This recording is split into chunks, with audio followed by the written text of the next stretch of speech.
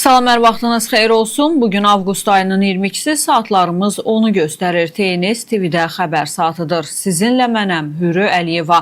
Dünyada və ölkədə baş verən xəbərlərdən sizi mən xəbərdar edəcəm. Keçid ala xəbərlərə. Xəzər dənizində zəlzələ qeydə alınıb. Bu barədə Azərbaycan Milli Elmlər Akademiyası nəzdində Respublika Seysmoloji Xidmət Mərkəzinin Zəlzələlərin Tədqiqatı Bürosu məlumat yayıb. Təkanların dərinliyi 63 km, magnitudası 3,3 olub. Xocavənd rayonunun Düdükçü kəndi ərazisində mina partlayışı hadisəsi baş verib. Bu barədə Daxili İşlər Nazirliyi, Baş Prokurorluq və Mina Təmizləmə Agentliyinin mətbuat xidmətləri birgə məlumat yayıb. Bildirilib ki, Sumqayıt şəhər sakini 1983-cü il təvəllüdlü Şirinov Ramal Qiyasoğlunun mina təmizləmə fəaliyyəti başa çatmayan ərazidə idarə etdiyi traktor minaya düşüb. Hadisə zamanı Ramal Şirinov müxtəlif bədən xəsarətləri alıb. Faktla bağlı Xocavənd rayon prokurorluğunda araşdırma aparılır. Təbibdən bildirilib ki, Xocavənd rayonunun Düdükçü kəndi ərazisində baş verən mina partlayışı hadisəsi nəticəsində xəsarət alan 1983-cü il təvəllüdlü Ramal avqustun 21-i saat 14:30 radələrində Füzuli rayon mərkəzi xəstəxanasının təcili tibbi yardım şöbəsinə hospitalizasiya olunub. Başın, boynun və üzün sol yarısının çoxsaylı qəlpə yaraları, yuxarı ətrafın və budun çoxsaylı qəlpə yaraları diaqnozu təyin edilən pasiyentə zəruri tibbi xidmətlər göstərilib. Vəziyyəti stabil qiymətləndirilən şəxs ambulator müalicə üçün evə buraxılıb. İsraildə Türkiyə ilə mümkün hərbi qarşıdurmanın nəticələri, o cümlədən belə bir vəziyyətdə NATO-nun müdaxilə edib etməyəcəyi araşdırılıb. Bu barədə İsrailin İsrail Hayom nəşri yazıb. Nəşrin məlumatına görə İsrail NATO-nun Şimali Atlantika müqaviləsinin 5-ci maddəsinin necə işlədiyini və hansı hallarda tətbiq edilə biləcəyini öyrənib. Məqalədə bildirilib ki, Türkiyənin NATO üzvü olması onun ölkə xaricində yerləşdirilən hərbi qüvvələrinin avtomatik olaraq NATO'nun kollektiv müdafiəsi altında olması anlamına gəlmir. İsrail Hayom xüsusilə Suriyada yerləşdirilə biləcək Türkiyə hərbiçilərinə də diqqət çəkir. Nəşrin təhlilinə görə İsrailin Suriyadakı Türkiyə qüvvələrinə mümkün zərbəsi NATO'nun avtomatik şəkildə münaqişəyə qoşulması ilə nəticələnməyə bilər. Eyni zamanda Aralıq dənizində fəaliyyət göstərən Türkiyə hərbi gəmiləri və təyyarələri ilə bağlı hüquqi vəziyyətin fərqli ola biləcəyi qeyd olunur. Nəşr yazır ki, Türkiyə hərbiçilərinin Suriyada yerləşdirilməsi İsrail üçün mümkün zərbələrin qiymətini ciddi şəkildə artıracaq. Belə şəraitdə Türkiyə hərbiçiləri arasında itkilər, Ankaranın cavab zərbəsi, ABŞ-nin müdaxiləsi və NATO üzvü ilə birbaşa qarşıdurma riski yarana bilər. Məsələ İsrailin avqustun 18-də Suriyanın İdlib bölgəsindəki Əbu Əz-Zuhur aviabazasına endirdiyi zərbəsindən sonra daha da aktuallaşıb. İsrail sonradan hücumu rəsmən təsdiqləyərək Suriyanın həmin bazada Türkiyə qüvvələrinin yerləşdirilməsinə imkan verməyə razılaşdığını bildirib. Ankara isə belə bir yerləşdirmənin planlaşdırıldığını təqzib edib. İsrail Hayomun yazdığına görə İsrail Türkiyə hərbiçiləri bazaya gəlməmişdən əvvəl infrastrukturu sıradan çıxarmaq xətti seçib.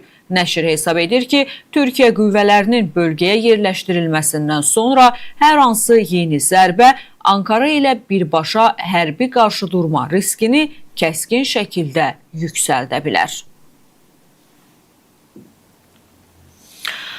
Xəbər verdiyimiz kimi, Ermənistan hökuməti 2026-2031-ci illərə əhatə edən 5 illik proqram hazırlayıb. Yeni proqramla tanış olduqda açıq aydın görünür ki, Ermənistan Rusiya ilə müttəfiqlikdən və strateji tərəfdaşlıqdan rəsmən imtina edib. Rusiya ilə münasibətlərə dair müttəfiqlik münasibətləri və strateji tərəfdaşlıq terminləri ümumiyyətlə proqramdan çıxarılıb.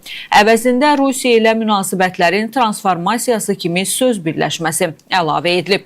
Bundan başqa Ermənistanın çoxtərəfli beynəlxalq əməkdaşlıq formatlarının siyasından kollektiv təhlükəsizlik Müqaviləsi təşkilatı tamamilə çıxarılıb. Siyahıda BMT, Avropa Şurası, Avropa Birliyi, Avropa Siyasi Birliyi və Frankfoniya yer alıb. Rusiyanın iradəsi altındakı Avrasiya İqtisadi İttifaqı və Kollektiv Təhlükəsizlik Müqaviləsi təşkilatı kimi tam kənara atılmasa da ayrıca istiqamət kimi göstərilib. Görünür, İrəvan Rusiya ilə iqtisadi əlaqələri davam etdirmək niyyətində olsa da, təhlükəsizlik məsələsində istiqamət tam dəyişəcək. 2021-ci ildə qəbul edilmiş proqramda Rusiyanın 102-ci bazasının genişlənməsi və sərhəd qüvvələrinin artırılması nəzərdə tutulurdu. Yeni 5 illik proqramda bu məsələlər öz əksini tapmayıb. Bu proqramda ən yaxın və uzaq əməkdaşlıq ediləcək ölkələrin siyahısında İran, Türkiyə, Azərbaycan və Gürcüstan ön sıradadır. Sonra ABŞ və Fransadır. Daha sonra isə Çin, Hindistan və Rusiya gəlir.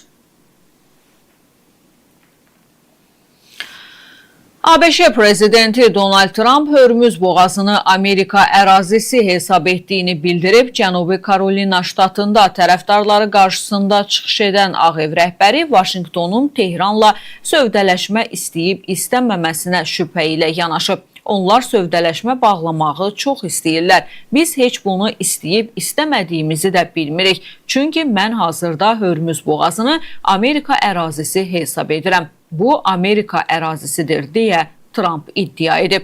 Bununla yanaşı o ABŞ-nin İranın nüvə silahı əldə etməsinə imkan verməyəcəyini bir daha vurğulayıb. Biz İranın nüvə silahı əldə etməsinə imkan verə bilmərik. Əks halda sizi çox xoşa gəlməz nəticələr gözləyir. Buna görə də biz müdaxilə etdik və onları dayandırdıq. Onların heç vaxt nüvə silahı olmayacaq deyə ABŞ prezidenti bildirib. Bundan əvvəl Amerikanın vitse-prezidenti J.D. Vance Vaşinqtonun İranla münaqişədəki məqsədlərindən danışarkən Hörmüz boğazında gəmiçilik azadlığına və Tehranın nüvə silahı əldə etməsinə yol verilməməsinə də diqqət çəkmişdi. ABŞ-nin İrana qarşı yeni iqtisadi sanksiyalar elan etməsi tək bir ölkəyə qarşı davam edən qanunsuz iqtisadi müharibədən daha artığıdır. Bu, Birləşmiş Millətlər Təşkilatının hər bir müstəqil üzv dövlət üzərində eksterritorial suverenlik iddiasıdır. Bunu İran Xarici İşlər Nazirinin sözcüsü İsmail Bəqai X sosial şəbəkə hesabında etdiyi paylaşımda bildirib. Xin nümayəndəsi ABŞ-nin 3-cü ölkələri İranla ticarət və iqtisadi əlaqələri dayandırmağa məcbur etmə siyasətinin beynəlxalq hüquqa zidd olduğunu vurğulayıb. Heç bir dövlət hər biri öz suvereninin müstəsna yurisdiksiyasının tabe olan xarici bankları, müəssisələri və ya hava limanlarını üçüncü bir dövlətlə qanuni ticarətdən imtinaya məcbur edə bilməz.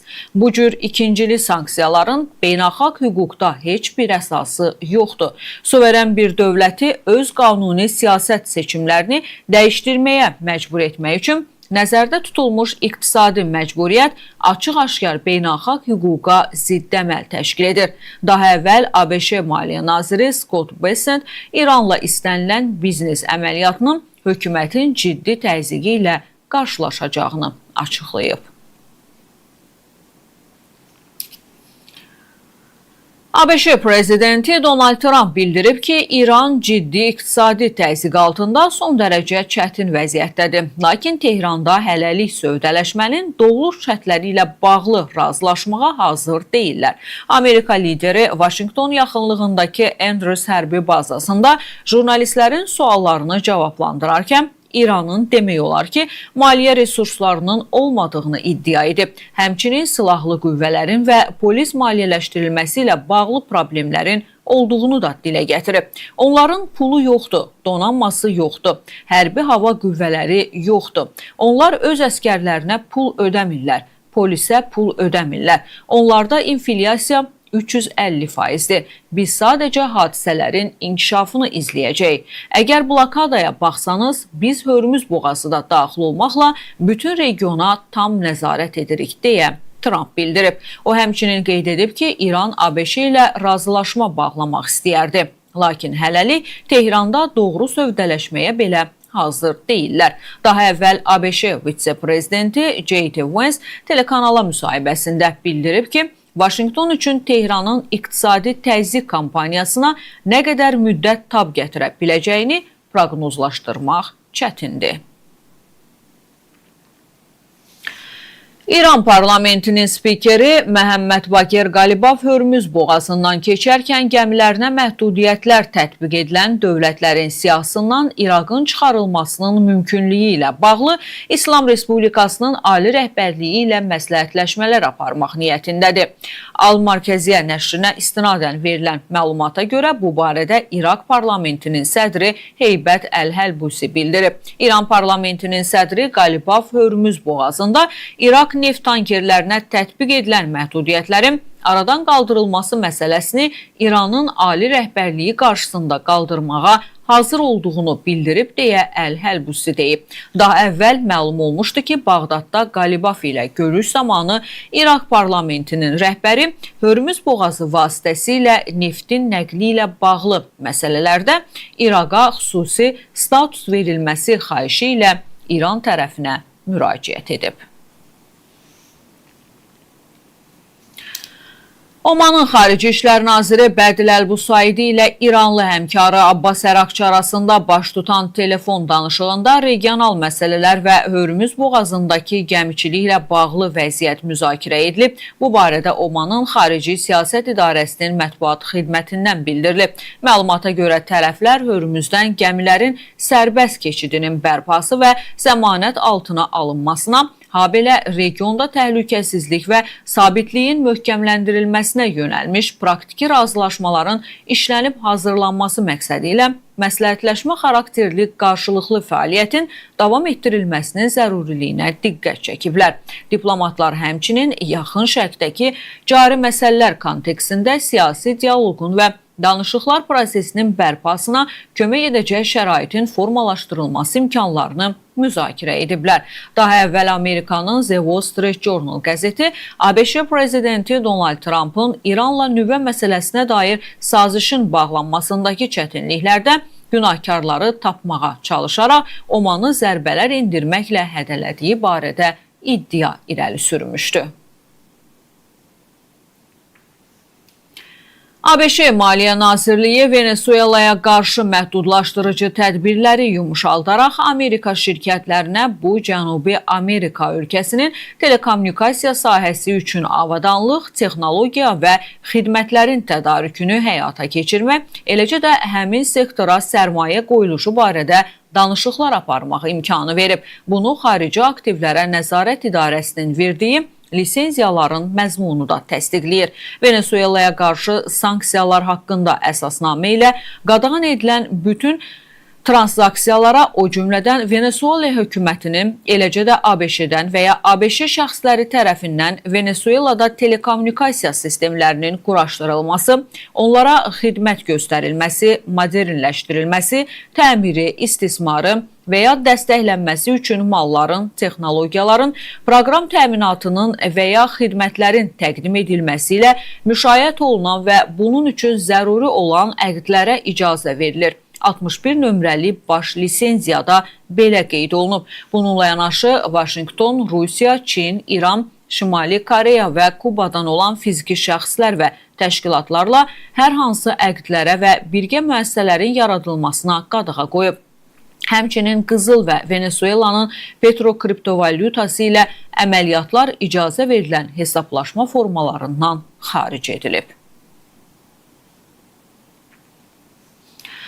Alyansın şərq cinahındakı bir neçə NATO ölkəsi ABŞ-yə Avropadakı hərbi kontingentinin saxlanılması xərclərini azaltmağa imkan verəcək tədbirlər təşkil edəcək. Bu barədə Bloomberg mənbələrə istinadən məlumat yayıb. Onlar öz ərazilərində yerləşdirilmiş Amerika hərbiçiləri üçün xərcləri azaltmağı təklif edəcəklər ki, ABŞ prezidenti Donald Trump'ın administrasiyası hərbi mövcudluğunu azaltmaq qərarına gəlməsin.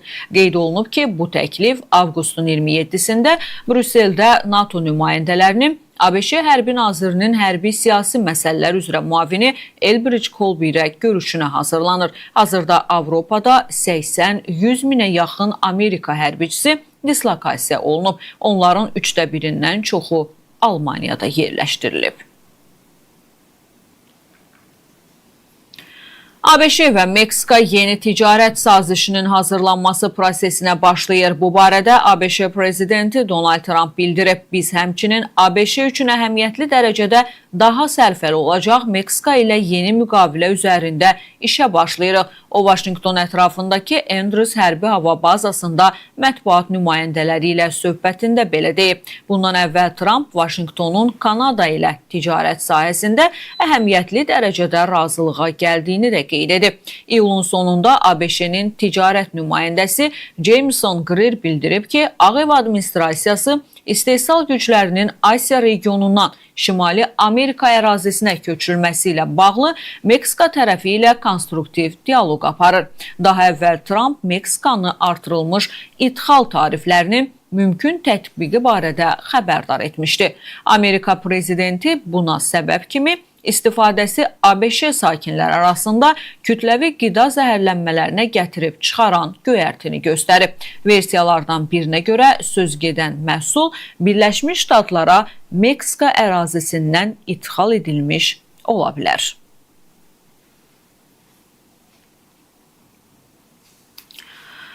Davam edirik. Rusiya ordusu Ukraynanın paytaxtı Kiyevə və vilayət şəhərlərinə növbəti hava hücumları başlayıb.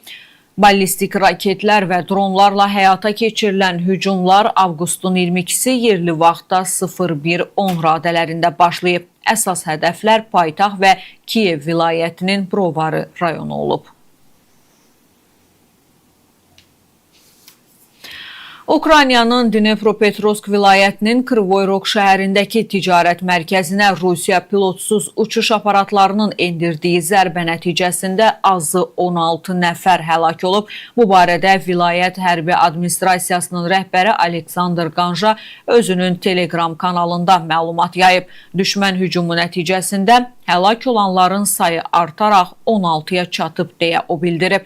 Məlumata görə zərbələr nəticəsində 23 uşaq olmaqla azı 130 nəfər xəsarət alıb. Onların hamısına zəruri yardım göstərilib. Hakimiyyət orqanları həlak olanların cəsədlərinin identifikasiyasına başlayıblar. Qeyd edək ki, Krivoy Rogdakı ticarət mərkəzi avqustun 21-i gündüz saatlarında da 2 dəfə PUA hücumuna məruz qalıb. Zərbələrdən sonra binada yanğın başlayıb.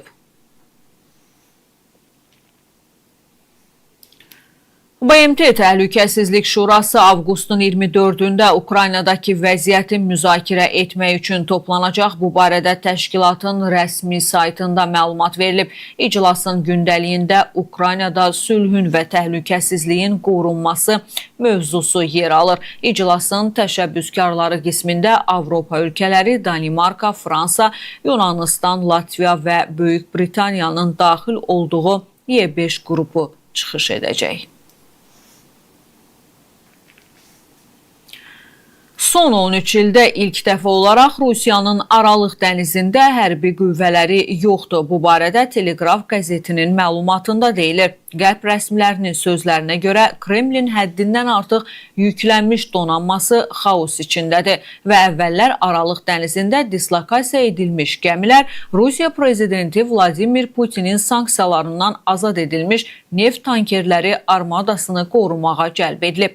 Nəşrdə bildirilir ki, 2013-cü ildə Rusiya Aralıq dənizində daimi işçi qrupu yaradıb. Lakin Putin indi qüvvələrini regiondan geri çəkmək məcburiyyətində qalıb.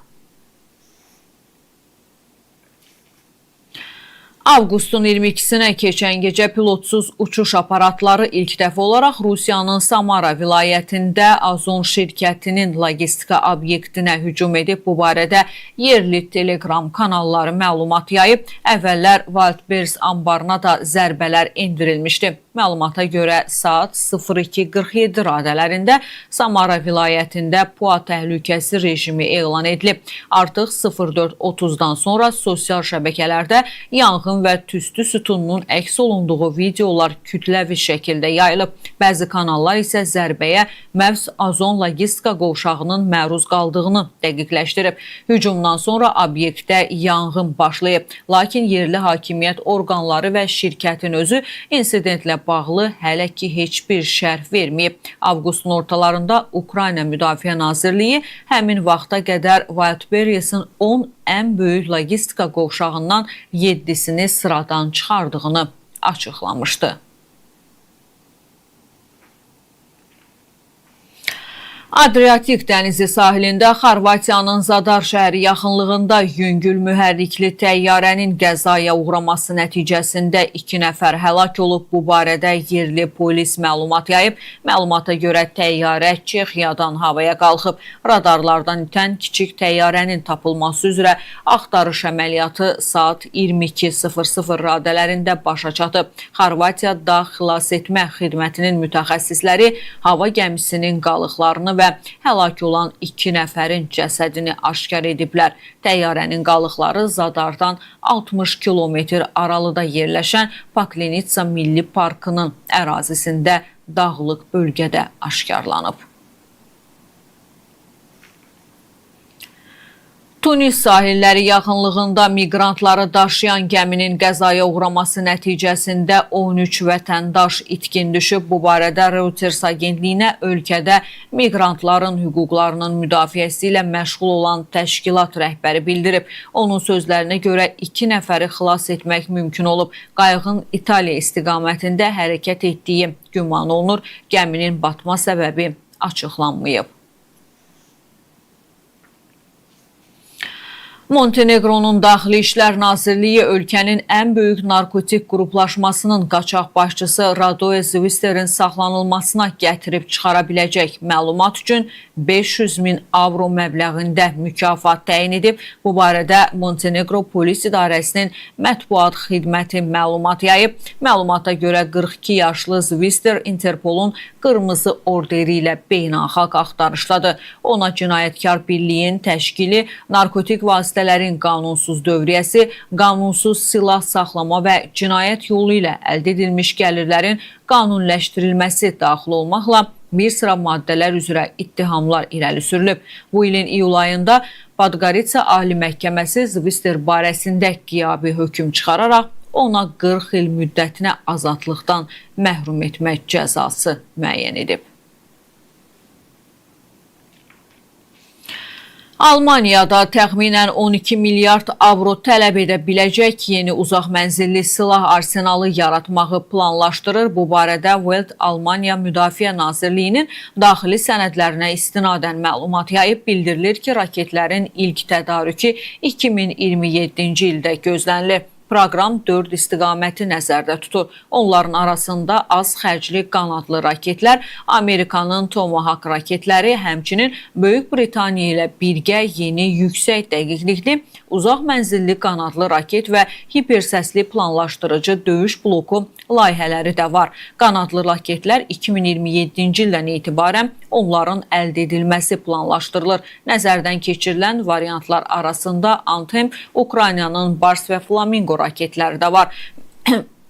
Məlumata görə Almaniya artıq 2 tədarükçü ilə müqavilə danışıqları aparır. Bildirilir ki, bu sistemlər daha ucuz və kütləvi istehsal üçün yararlı olacaq. Eyni zamanda Berlin 10 illiyin sonuna qədər Amerikanın Tomahawk raketlərini yerüstü Tayfun kompleksindən buraxmaq imkanı əldə etməyə də ümid edir. Böyük Britaniya ilə birgə sistemlər 2030-cu illərdə ortaya çıxmalı və 2000 kilometrdən çox məsafədəki hədəfləri vurmalıdır. Sənədlərə əsasən təxminən 9 milyard avro hipersəsli döyüş blokunun hazırlanmasına və alınmasına, daha 1,8 milyard avro ilə qanadlı raketlərə yönləndirilə bilər. Lakin təxminən 12 milyard avro hələlik yalnız ehtiyacların daxili qiymətləndirilməsidir və bu hələ ki təsdiqlənməyib. Almaniya Müdafiə Nazirliyindən vurğulayıblar ki, layihələrin həyata keçirilməsi Bundestagın təsdiqini tələb edir.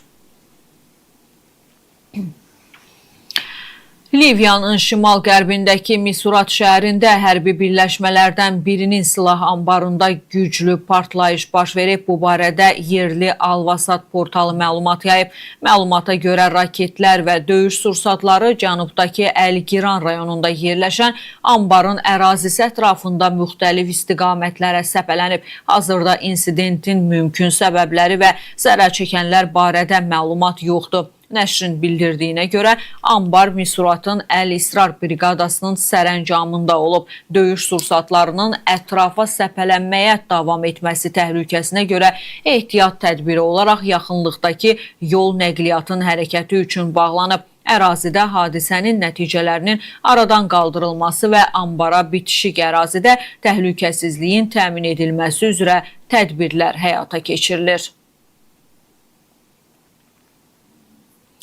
Fagirsa bələdiyyəsində yuxarı sinif şagirdləri üçün gimnaziyada maçeti ilə hücum zamanı bir nəfər həlak olub, 3 nəfər yaralanıb. Bu barədə məlumatı mətbuat konfransında polis nümayəndələri deyiblər. Həlak olan şəxsin cəsədi, eləcə də 3 yaralı məktəb binasının girişində aşkar edilib. Hazırda başqa cinayətkarların olduğunu düşünmək üçün heç bir əsasımız yoxdur, deyə Şimali Westmoreland polisinin rəisi Tommy bildirib. Daha əvvəl polislərin şübhəli şəxsi saxlayarkən ayağından yaralandığı qeyd olunmuşdu. Onun əvvəllər bu gimnaziyada təhsil almış və keçmiş məktəbində başqa bir şagirdə hücum etdiyinə görə artıq məhkumluğu olan 18 yaşlı yerli sakin olduğu üzə çıxıb. Ötən payız o internata göndərilib və psixiatr tərəfindən müayinədən keçib. ABŞ Ədliyyə Nazirliyi TikTok platforması və bu sosial şəbəkəni yaradan ByteDance şirkəti internetdə yetkinlik yaşına çatmayanların məxfiliyinin qorunması haqqında qanunvericiliyin pozulması ilə əlaqədar 2014-cü ildə başlanmış məhkəmə çəkişməsinin həlli üçün Amerika hökumətinin xeyrinə $400 milyon ödənilməsi barədə razılığa gəlib. Bu haqda qurumun mətbuat xidmətinin bəyanatında bildirilib. Qeyd edilib ki, iddia qaldırıldı. Sonra TikTok'da mülkiyyət strukturunda idarəetmə heyətində tənzimləyici normalara riayət sistemlərində və məxfiliyin təmin edilməsi yanaşmalarında əhəmiyyətli dəyişikliklər aparılıb. Ədliyyə Nazirliyindən bildirilib ki, $400 milyon məbləği fərdi məlumatların qorunması haqqında qanunvericiliklə bağlı işlər çərçivəsində razılaşdırılmış ən əhəmiyyətli kompensasiyalardan biridir. Barışıq sazişinin şərtlərinə əsasən platforma yetkinlik yaşına çatmayan istifadəçilər üçün qoruyucu mexanizmləri gücləndirməyi, yaşın yoxlanılması sistemini təkmilləşdirməyi, həmçinin valideynlərə övladlarının TikTok'dakı fəaliyyətinə daha dolğun nəzarət etmək imkanı verən alətləri tətbiq etməyi öhdəsinə götürür. Bununla belə platformanın özü irəli sürülmüş ittihamlar üzrə təqsirini qəbul etməyib. ABŞ-də noyabr seçkilərində nümayəndələr palatasında çoxluğu əldə edəcəkləri təqdirdə Demokratlar administrasiyasının müxtəlif sahələrdəki fəaliyyətinə dair araşdırmalara başlamağa hazırlaşırlar. The Wall Street Journal mənbələrə istinadən məlumat yayıb. Demokratlar artıq araşdırılması planlaşdırılan təxminən 12 istiqamət müəyyənləşdiriblər. Bunlara ABŞ-nin İrana qarşı hərbi əməliyyatı, Donald Trump və ailə üzvlərinin biznes fəaliyyəti, Ağ Evdə bal zalının tikintisi, Trumpın pedofillikdə ittiham olunmuş maliyyəçisi Jeffrey Epstein ilə əlaqəli və immiqrasiya qurumlarının fəaliyyəti də daxildir. Məlumata görə demokratlar hələ Trumpa qarşı impeachment prosesinə başlamaq məsələsində razılığa gəlməyiblər. Ağ Ev hüquqşünasları artıq nazirləri və müşavirləri konqresdə mümkün ifadə tələbləri barədə məlumatlandırıb və onlara bu sorğulara necə cavab verməli olduqları ilə bağlı təlimat verib. Nəşr qeyd edir ki, nümayəndələr palatasında çoxluğu təmin etmək üçün demokratlara cəmi bir neçə əlavə yer qazanmaq kifayətdir. Rəsmi olaraq respublikaçıların nəzarətində olan Senatda mübarizənin nəticəsini isə proqnozlaşdırmaq daha da çətindir. İran İraqın daxili işlərinə heç vaxt müdaxilə etməyib. Bunu İran parlamentinin sədri Məhəmməd Baqir Qalibov 3 günlük İraq səfərinin nəticələri ilə bağlı açıqlaması zamanı deyib. Qalibov bildirib ki, səfər zamanı İran və İraq arasında təhlükəsizlik və sərhəd təhlükəsizliyi sahəsində ətraflı anlaşma memorandumu imzalanıb. Görüşlərdə təhlükəsizlik məsələləri və İraqdakı silahlı qruplar müzakirə edilib. Qalibovun sözlərinə görə İran-İraq daxilindəki qrupların və siyasi aktorların ölkə konstitusiyası çərçivəsində müstəqil şəkildə əldə etdikləri razılaşmaları dəstəkləyir. Qalibov həmçinin İraqdakı xarici hərbi qüvvələrin ölkədən çıxarılmasının son mərhələyə çatdığını bildirib. Onun sözlərinə görə ABŞ-nin bölgədəki hərbi mövcudluğu və İsrailin fəaliyyəti regional təhlükəsizliyi təmin etmir, əksinə qeyri-sabitliyi artırır. ABŞ administrasiyası 3-cü ölkə vətəndaşı olan miqrantların Liberiyaya deportasiyası ilə bağlı razılaşma çərçivəsində bu ölkəyə 5 milyon dollar ödənilməsini təsdiqləyib. Bu barədə The New York Times ABŞ Dövlət Departamentinin daxili sənədlərinə istinadən məlumat yayıb. Nəşrin bildirdiyinə görə Liberiya 2025-ci ilin oktyabrında ABŞ-dən deportasiya edilən 3-cü ölkə vətəndaşlarını qəbul etmək imkanını nəzərdən keçirəcəyini bildirib. Həmin ilin dekabrında Dövlət Departamenti bunun müqabilində Liberiyaya 5 milyon dollar ödənilməsini təsdiqləyib. Sənədlərə əsasən ayrılan vəsait ABŞ-dən deportasiya edilən miqrantların yaşayış yeri və qida ilə təmin olunmasına, həmçinin onların peşə hazırlığına sərf edilə bilər. Daha əvvəl Liberiyanın Spon TV telekanalı ölkənin informasiya, mədəniyyət və turizm naziri bildirib ki, Liberiya qarşıdakı bir il ərzində ABŞ-dən deportasiya ediləcək 1203-cü ölkə vətəndaşını qəbul edəcək. Deportasiya olunan ilk qrup avqustun 20-sində ABŞ-dən Liberiyaya çatıb. Kolumbiyada dağıdıcı zəlzələ nəticəsində azı 329 nəfər həlak olub, 247 nəfər itkin düşüb. Bu barədə təbii fəlakət risklərinin idarə edilməsi xidməti X sosial şəbəkə hesabında məlumat yayıb. 329 nəfər ölüb, 4600 nəfər yaralanıb, 247 nəfər itkin düşüb, 364 nəfər xilas edilib deyə məlumatda bildirilir. Bundan başqa xilas edicilər 1,2 mindən çox heyvanı da xilas ediblər. Hökumətin son qiymətləndirmələrinə görə yeraltı təkanlar nəticəsində 31 mindən çox yaşayış evi tamamilə dağılıb. Yerli xəbərlərlə davam edirik. İmişli rayonunda piyadanın ölümü ilə nəticələnən yol nəqliyyat hadisəsi baş verib. Hadisə rayonun Qaralar kənd ərazisində qeydə alınıb. Belə ki, Mürşid Babaşov idarə etdiyi Mercedes markalı minik avtomobilə piyada Kamilə Qurbanovanı vurub. Avtomobil daha sonra işıq dirəyinə çırpılıb. Qəza nəticəsində piyada hadisə yerində keçinib. Faktla bağlı araşdırma aparılır. Göyçayda avtomobilin aşması nəticəsində xəsarət alanlar var. Hadisə rayonun Xəlitli kənd ərazisində baş verib. Avtomobilin qəfil idarəetməni itirərək aşması nəticəsində maşında olan 3 nəfər müxtəlif dərəcəli bədən xəsarətləri alıblar. Onlar təcili tibbi yardım avtomobilləri ilə Göyçay rayon mərkəzi xəstəxanasına çatdırılıblar. Qəza zamanı avtomobilin yol kənarındakı qaz xəttinin zədələnməsi səbəbindən kəndin qaz təchizatında fasilələr yaranıb. Faktla bağlı araşdırma aparılır. Dövlət Ekoloji Təhlükəsizlik Xidmətinin əməkdaşları tərəfindən son bir həftə ərzində keçirilən nəzarət tədbirləri zamanı Bakı, Gəncə şəhərləri və Quba rayon ərazisində yaşıllıqların qanunsuz kəsilməsi faktları aşkar edilib. Bu barədə Dövlət Ekoloji Təhlükəsizlik Xidmətindən məlumat verilib. Bildirilib ki, araşdırma zamanı Bakı şəhəri, Sabunçu rayonu, Bakıxanov qəsəbəsi, Ülvi Rəcəb küçəsi, Binəqədi rayonu, Biləcəri qəsəbəsi, Asəf Zeynallı küçəsi, Binəqədi rayonu, 7-ci mikrorayon İlham Hacıyev küçəsi, Gəncə şəhəri, Nağıbəy Şeyx Zamanlı küçəsi, Quba şəhəri və Quba rayonunun Qəçrəş kənd ərazisində ağacların qanunsuz kəsilməsi nəticəsində yaşıllıqlara 81.820 manat məbləğində maddi ziyan dəydiyi müəyyən edilib. Qeyd olunub ki, hər bir fakt üzrə yaşıllıqlara dəymiş ziyanın məbləği cinayət tərkibi yaratdığından məsələyə hüquqi qiymət verilməsi üçün toplanmış materiallar hüquq mühafizə orqanlarına göndərilib.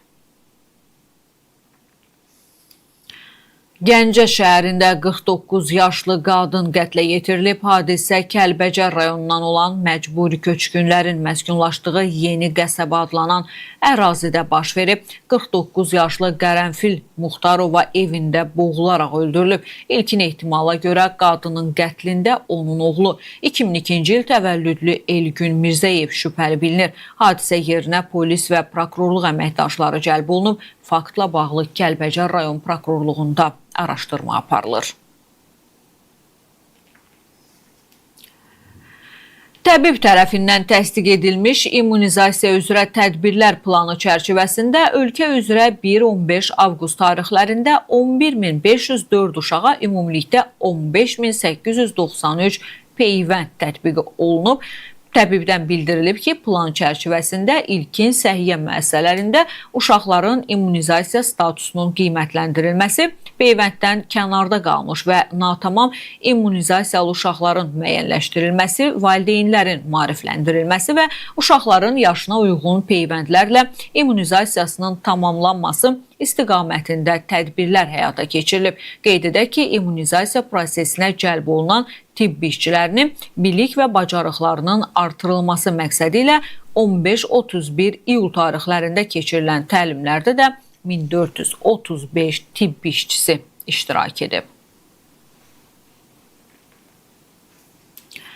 Son aylarda müharibə ilə əlaqədar əlilliyi olan şəxslərdən daha 20-yə şəxsin reabilitasiya potensiallarının reallaşdırılmasına nail olunub. Bu barədə Əmək və Əhalinin Sosial Müdafiəsi Nazirliyindən məlumat verilib. Bildirilib ki, Vətən müharibəsindən sonraki dövrdə qazilərimizdən 320-yədək şəxs reabilitasiya olunaraq əvvəlki sağlamlıqlarına qovuşub və əlilliklərini geridə qoyublar. Hazırda digər qazilərin reabilitasiyası istiqamətində işlər davam edir. Valideynlərin məqsədli şəkildə hansısa satış məntəqəsinə yönləndirilməsi yol verilməzdir. Bu barədə MÜTTA məlumat yayıb. Bildirilir ki, Nazirlər Kabinetinin 17 mart 2022-ci il Dövlət Ümumi Təhsil Müəssisəsi təhsil alanlarının geyim formalarının təsvirlərinin təsdiq edilməsi haqqında qərarına əsasən ümumi təhsil müəssisələrində 4 növ geyim formasından biri tətbiq edilir. Belə ki, 2022-ci ildə hər bir ümumi təhsil müəssisəsinin pedaqoji şurası bununla bağlı müvafiq qərar qəbul edib. Vahid geyim forması ən azı 3 tədris ili ərzində dəyişilməz olaraq qalır. Xüsusi olaraq qeyd edirik ki, məktəbli formalarının əldə edilməsi üçün seçim sərbəst şəkildə həyata keçirilir. Valideynlərin məqsədli şəkildə hansısa satış məntəqəsinə yönləndirilməsi isə yol verilməzdir. Valideynlər məktəbli formaları ilə bağlı məlumatı övladlarının təhsil aldığı məktəblərdən, eyni zamanda yerli təhsil idarəetmə bölmələri ilə əlaqə saxlayaraq da əldə edə bilərlər.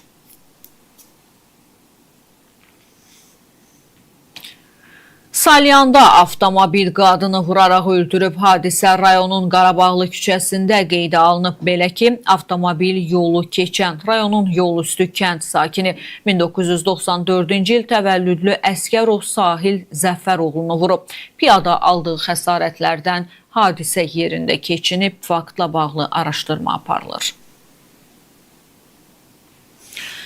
Şəkidə həyətyanı sahəyə yığılmış 2500 ədəd quru ot bağlaması olan ot tayası yanıb. Hadisə Şəkinin Başzəyzid kəndində kənd sakini Rafael Balaməmmədovun yaşadığı evin həyətində baş verib. Belə ki, həyətyanı sahəyə yığılmış 2500 ədəd quru ot bağlaması və ümumi kütləsi 50 ton olan ot tayasında yanğın baş verib. Yanğının söndürülməsi üçün əraziyə Şəki rayon Dövlət Yanğından Mühafizə hissəsinin yanğın söndürənləri və müvafiq texnikaları cəlb olunub. Yanğının genişlənərək ətraf ərazilərə keçməsinin qarşısı alınıb. Yanğın zamanı xəsarət alan olmayıb, fakt araşdırılır.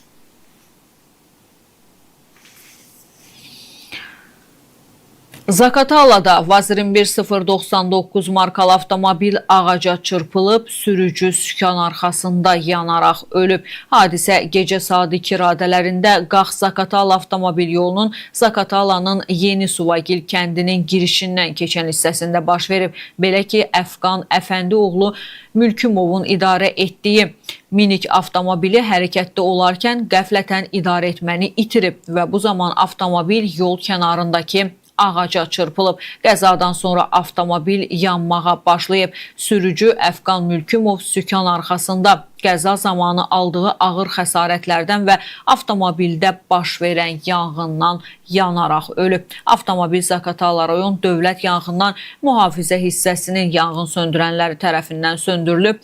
Əfqan Mülkümovun meyidi müayinə olunmaq üçün Məhkəmə Tibbi Ekspertiza və Patoloji Anatomiya Birliyinin Zaqatala rayon şöbəsinə təhvil verilib. Faktla bağlı müvafiq qurumlarda araşdırma aparılır. Bakıda qətl hadisəsi baş verib. Hadisə gecə saatlarında təxminən 23 radələrində Sabunçu rayon ərazisində qeydə alınıb. 1999-cu il təvəllüdlü Hikmət Qulamzadə yaşadığı evdə münaqişə zəminində qardaşı 1995-ci il təvəllüdlü Aqili bıçaqlayaraq qətlə yetirib. Quluzadə polis əməkdaşları tərəfindən saxlanılıb, fakt araşdırılır. Medaura klinikasında rinoplastika əməliyyatından sonra iflic olan 34 yaşlı Nigar Budaqlı dünyasını dəyişib. Bu barədə mərhumun bacısı İlhamə Budaqlı məlumat verib. Xatırladaq ki, Nəsimi rayon məhkəməsi Medaura klinikasında rinoplastika əməliyyatından sonra 34 yaşlı Nigar Budaqlının komaya düşməsi ilə bağlı cinayət işi üzrə hökm elan edib. Hakim Anar İbadzadənin sədrliyi ilə keçirilən prosesdə lor estetik cərrah Yaqub Əsədi və anestezioloq Cəmilə Əliyeva səhlənkarlıqda təqsirli bilinərək 3 il müddətinə azadlıqdan məhrum ediliblər. Həmçinin hər iki həkim 2 il müddətinə tibbi fəaliyyətlə məşğul olmaq hüququndan məhrum olunub. Mülki iddia isə qismən təmin edilib. Hər iki təqsirləndirilənin daha öncə ödədiyi ziyan nəzərə alınaraq Yaqub Əsədidən 14 min manat, Cəmilə Əliyevadan isə 61 min manat pul vəsaitinin tutulmasına və zərər çəkənə ödənilməsinə qərar verilib. Qeyd edək ki, ötən ilin aprel ayında Bakıda yerləşən Medaura klinikasında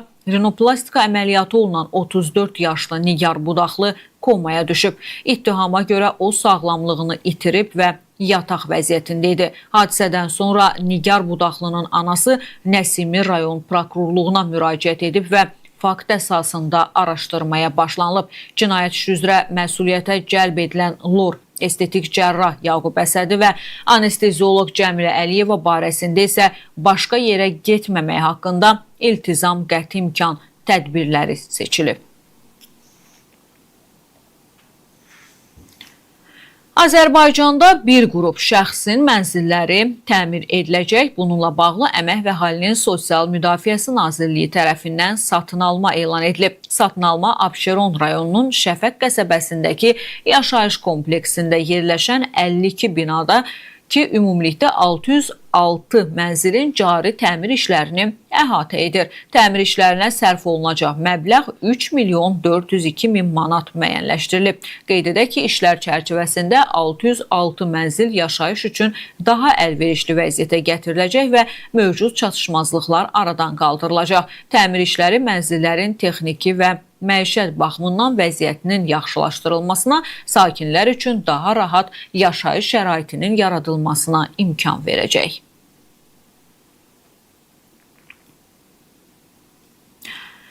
Gəncədə domino oynayarkən başlayan dava ölümlə bitib. Qətlə yetirilən 65 yaşlı Musayevlə hadisəni törətməkdə şübhəli bilinən 66 yaşlı İskəndərov arasında çayxanada domino oynayarkən mübahisə yaranıb. Çayxanada olan digər şəxslər tərəfləri sakitləşdiriblər. Lakin bir müddət sonra onların arasında yenidən mübahisə düşüb. Bu zaman İskəndərov Musayevə bıçaqla xəsarət yetirib. Musayev xəstəxanaya çatdırılsa da, həkimlərin müdaxiləsinə baxmayaraq onun həyatını xilas etmək mümkün olmayıb. Məlumata görə hər iki şəxs bir-birini tanıyıb və hadisənin baş verdiyi çayxanada tez-tez hər ikisi domino oynamağa gedirlərmiş.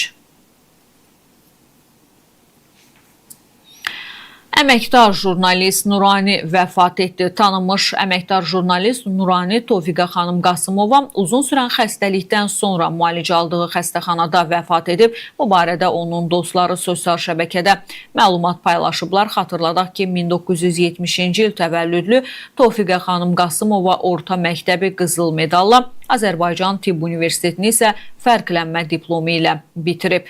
O, peşəkar fəaliyyətinə 1992-ci ildə başlayıb. Müxtəlif illərdə Yurttaş, Ayna Zerkalı nəşrlərində çalışıb. Uzun müddət Exo qəzetinin beynəlxalq həyat şöbəsinin müdiri və siyasi icmalçı olub. Son illərdə isə Minval Az və Minval Politika xəbər portalında redaktor və əsas siyasi şərhçilərdən biri kimi fəaliyyət göstərib. Əməkdar jurnalist Nurani Qasımova uzun illər beynəlxalq münasibətlər, Rusiya, Cənubi Qafqaz, Yaxın Şərq və digər geosiyasi proseslərə dair analitik yazıları ilə Azərbaycanın tanınmış siyasi yazarlarından biri olub. Nurani Qasımova jurnalistika sahəsindəki xidmətlərinə görə Həsən bəy Zərdabi mükafatı və digər media mükafatlarına layiq görülüb. 2020-ci ildə Azərbaycan prezidenti İlham Əliyevin sərəncamı ilə ölkə mətbuatının inkişafındakı xidmətlərinə görə əməkdar jurnalist fəxri adına layiq görülüb. Ağustafada bədbəxt hadisə baş verib. Azyaşlı qatarın üzərinə çıxaraq TikTok sosial şəbəkəsi üçün video çəkmək istəyərkən onu elektrik cəryanı vurub. Yanıq xəsarətləri alan azyaşlı xəstəxanalardan birinə yerləşdirilib, onun vəziyyətinin ağır olduğu deyilir. Faktla bağlı araşdırma aparılır. Bu mənim bu saata sizə çatdıracağım son xəbər idi. Siz isə hər gün TNS TV-də xəbər saatlarını izləməyi unutmayın. Həmçinin bizim kanalımıza abunə olmağı da unutmayın. Kanalımıza abunə olun, bizi izləyin, xəbəri bizdən xəbər alın. Sağ olun, salamat qalın.